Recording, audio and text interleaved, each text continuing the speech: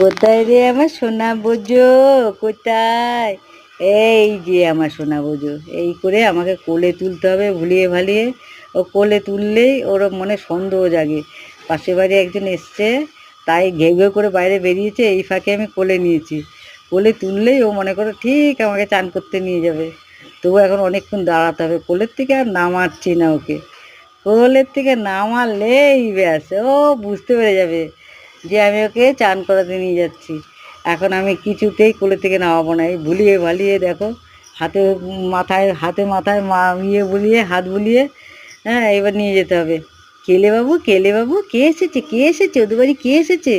হ্যাঁ কে এসেছে রে? হ্যাঁ ওরা এসেছে।